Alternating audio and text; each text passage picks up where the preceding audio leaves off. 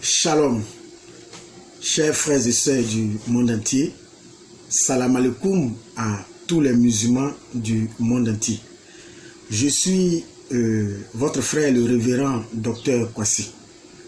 Soyez donc bénis en ce jour glorieux que le Seigneur nous permet à tous de voir.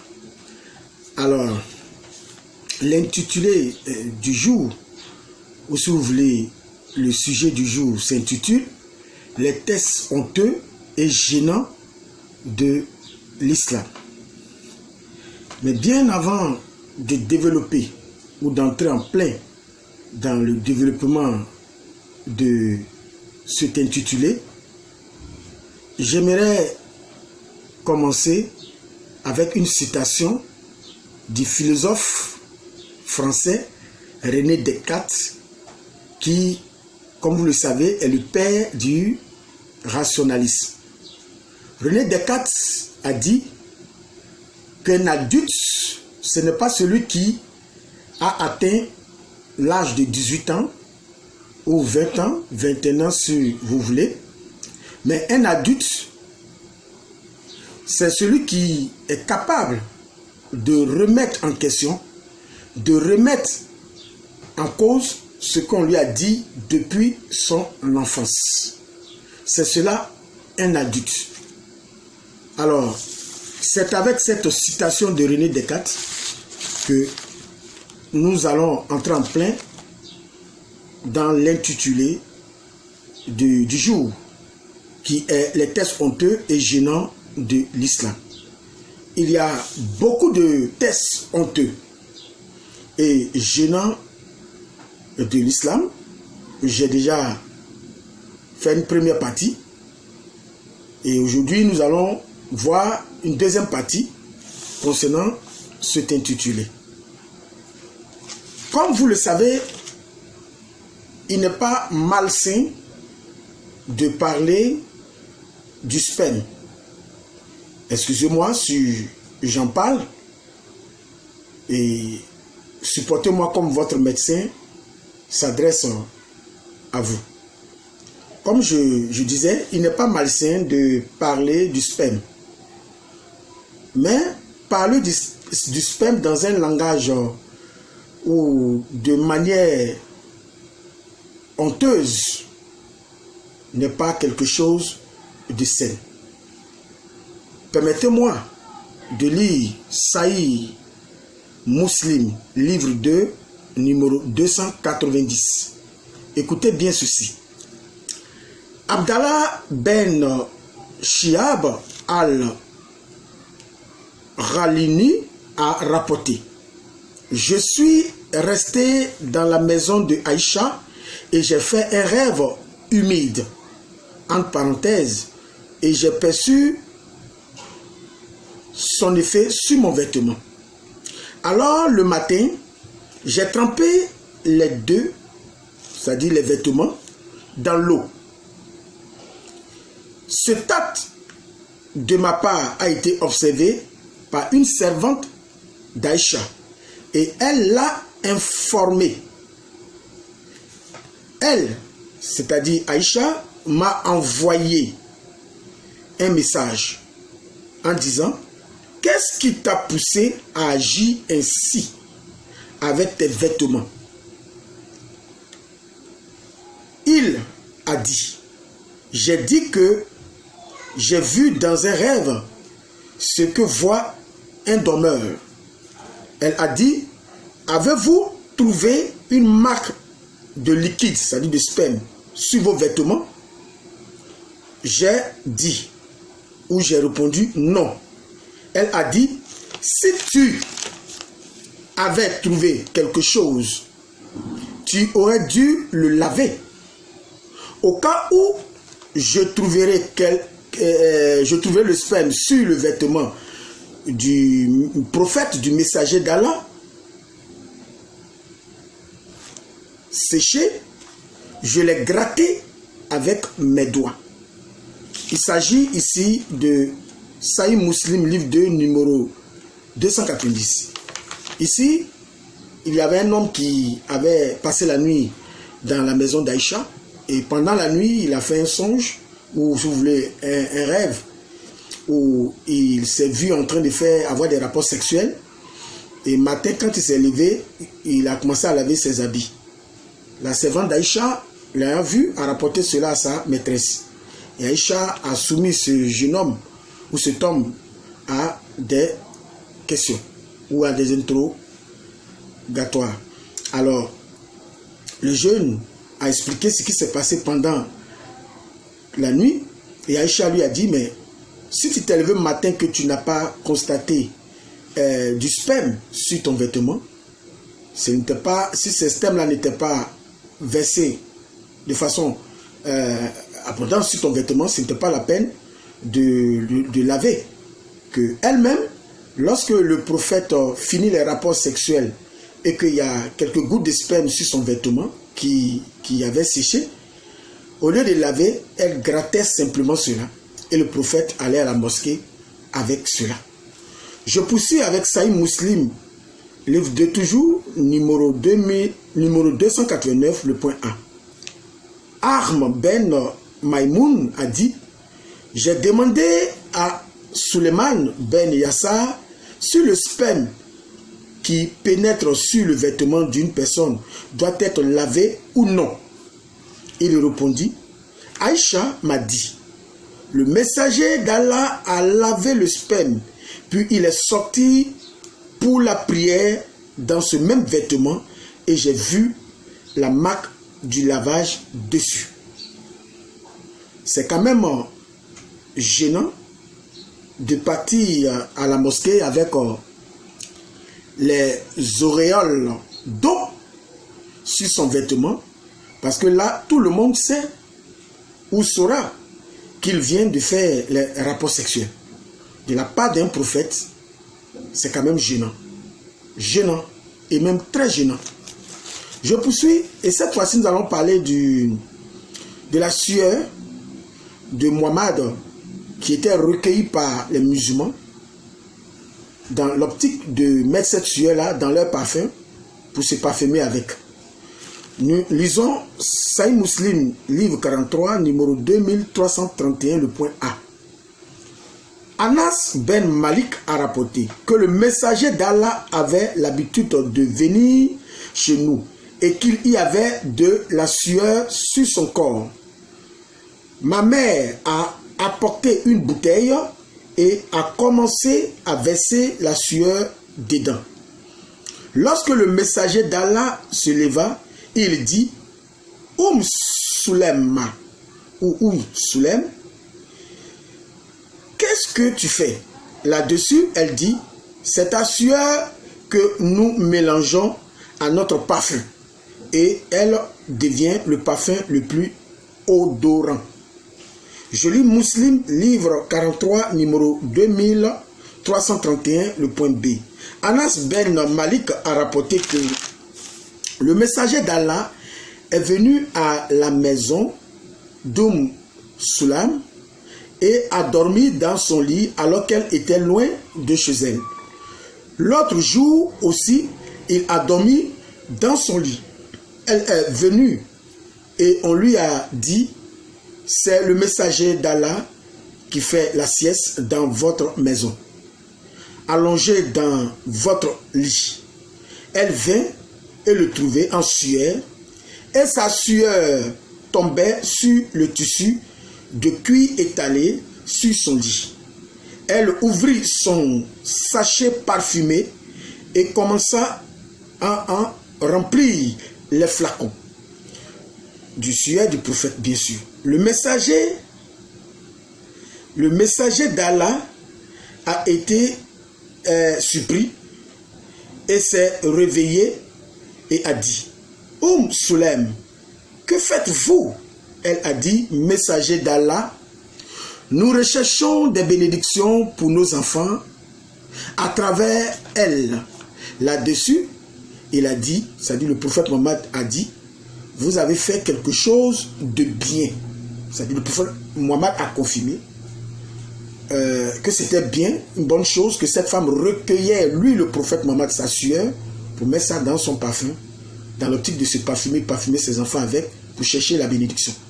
Et le prophète Mohammed a confirmé cela, il a approuvé cela, il a dit que c'était une bonne chose qu'elle faisait. Nous poursuivons, et avec Saïd Boukhari, livre 59, numéro 3241, où Mohammed va dire que toutes les femmes, ou une grande partie, nous souvenons, une majorité des femmes se trouvent en enfer. Je lis.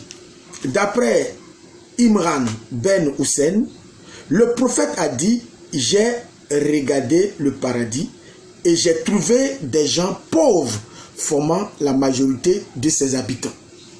Et j'ai regardé l'enfer et j'ai vu que la majorité de ses habitants étaient des femmes. Voilà un prophète qui dit qu'il est venu sauver l'humanité, prêcher l'islam à l'humanité dans l'optique de sauver l'humanité, et qui ne se gêne pas à déclarer que la majorité des habitants de l'enfer sont des femmes. Et vous allez trouver des femmes qui sont dans l'islam, endoctrinées, aveuglées, pour trouver des excuses à cela. Si moi j'étais une femme, dès le jour où je vais entendre ça, je quitte automatiquement cette religion qui a passé son temps à mentir et à envoûter ses adeptes. Je poursuis avec Saïd Boukhari, livre 67, numéro 5193. Dans cet hadith, Mohammed dit qu'une femme qui refuse ou qui ne va pas avec son homme, cette femme-là, elle est maudite par les anges. Lisons ce texte Boukhari, livre 67, numéro 5193. Abu Huraïra a rapporté, le prophète a dit, si un homme invite sa femme à coucher avec lui et qu'elle refuse de venir à lui, alors les anges envoient leur malédiction sur elle jusqu'au petit matin, c'est-à-dire toute la nuit jusqu'au petit matin. Mais il ne s'est pas posé la question, ce que cette femme a pour ne pas s'offrir à son mari. Vous voyez? Donc la femme, elle est là uniquement pour se soumettre de façon aveugle aux besoins primaires de l'homme, même si c'est son mari. Même si c'est son mari. Elle peut avoir des indisponibilités, elle peut avoir beaucoup de choses qui expliquent le fait que, parce qu'il y a beaucoup de raisons qui peuvent expliquer le fait qu'elle refuse d'aller avec son homme. C'est vrai qu'il n'est pas bon pour une femme de refuser d'aller avec son homme, mais quand même, il y a des exceptions.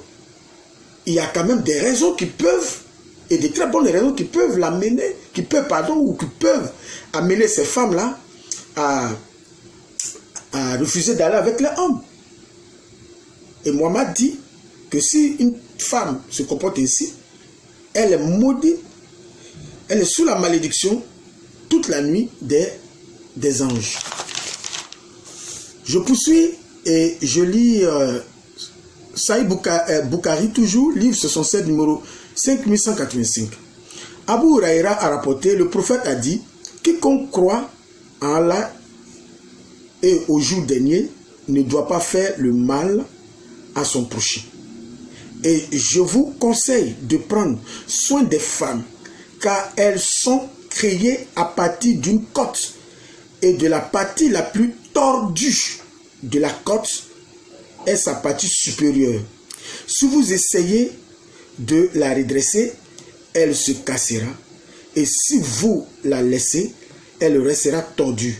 Alors, je vous exhorte à prendre soin des femmes. Le problème ici, ce n'est pas le fait que Mohammed exhorte les hommes à prendre soin de leur épouse. C'est logique qu'un homme puisse prendre soin de sa femme. Que ce soit sur le plan financier, sur le plan physique, sur le plan psychologique et même sur beaucoup de plans. Ce n'est pas mauvais qu'un homme prenne soin de sa femme. Parce que les femmes aussi prennent soin de leur mari. Mais le problème ici qui est posé, c'est que Mohammed demande aux hommes de prendre soin de leurs femmes, tout simplement parce qu'elles ont une déficience. Elles ont une déficience. Et que ces femmes-là, quand on lit cet hadith, elles ne sont pas elles-mêmes capables de prendre soin d'elles-mêmes.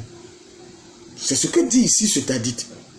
Pour la simple raison que elles ont été créées à partir d'une côte et elles ont été créées à partir de la côte la plus tordue. Elles ont été créées à partir de la côte la plus tordue et que si on essaie de la redresser, elle se cassera et si on la laisse ainsi, elle restera tordue. Donc vous voyez ici que Mohammed explique ici que la femme a une déficience. Et c'est à partir de cette déficience, c'est la raison pour laquelle, selon cette déficience, que l'homme doit prendre soin de la femme. Donc vous voyez la raison ici invoquée par Mohammed est vraiment surprenant, est choquant, de la part d'un prophète qui, d'après lui, est venu de la part de Dieu. C'est vraiment choquant. Alors, en conclusion, permettez-moi de vous lire Sahih Muslim, livre Sahih Muslim numéro 146. Il est dit ceci: il est rapporté sous l'autorité d'Ibn Umar, Abdullah ben Umar, que le messager d'Allah a observé. En vérité, l'islam a commencé comme quelque chose d'étrange et il reviendrait à nouveau à son ancienne position d'être étrange, juste comme il a commencé, et il reculerait entre les deux mosquées jusqu'au moment où le serpent rampe dans son trou. Donc, cet hadith ici montre ici la fin de l'islam, montre ici que dans les derniers temps, l'islam prendra fin, l'islam deviendra une religion étrange aux yeux même des musulmans, pas aux yeux de ceux qui ne croient pas à l'islam seulement, mais aux yeux des musulmans. Parce que l'islam a commencé de façon étrange, elle s'est développée avec le mensonge, mais aujourd'hui, à l'ère de l'internet, à ce 21e siècle, l'islam, selon Mohammed ici, dans Sahih Muslim numéro 146, que l'islam a commencé comme quelque chose d'étrange et il reviendrait à nouveau à son ancienne position d'être étrange, juste comme il a commencé. Je lis Sahih Muslim numéro 147. Il est rapporté sous l'autorité d'Abu Huraïra que le messager d'Allah a dit: en vérité, la foi reculerait à Médine, tout comme le serpent rampe dans son trou. Donc, vous savez que le serpent, quand il sort d'un trou, c'est pour entrer dans un autre trou. Ça, c'est ce que nous observons beaucoup du serpent. C'est vrai que souvent, il est à l'air libre, mais en grande majorité, quand il sort d'un trou, c'est pour entrer dans un autre trou. Donc, le serpent passe son temps à se cacher. C'est ce que cela veut dire, cette expression, que le serpent passe son temps à se cacher. Et c'est comme ça que l'islam va devenir, selon Mohammed lui-même, dans les derniers temps, cette religion va passer son temps à se cacher. Cette religion va reculer jusqu'à dans les mosquées. Elle ne pourra plus être prêchée en public. Tellement ces textes seront étranges. Et cela a commencé. A commencé déjà. Nous avons commencé à observer cela. Nous voyons beaucoup d'apostats aujourd'hui qui sortent de l'islam parce qu'ils trouvent l'islam comme étant une religion étrange. Elle est étrange, cette religion. Parce que pour ceux qui viennent d'écouter les lectures de ces hadiths que je viens de faire, vous ne pouvez pas écouter cela et puis ne pas trouver cette religion étrange. Voilà la vérité de l'islam. Donc, elle va rester entre les deux mosquées. Elle va retourner, cette religion va retourner jusqu'à là où ça a commencé, dans l'optique d'être enterré là-bas. Sur ce, que notre Seigneur Jésus vous bénisse. La main du Seigneur est encore tendue pour tous ceux qui vont visionner cette vidéo. Soyez donc bénis. Amen.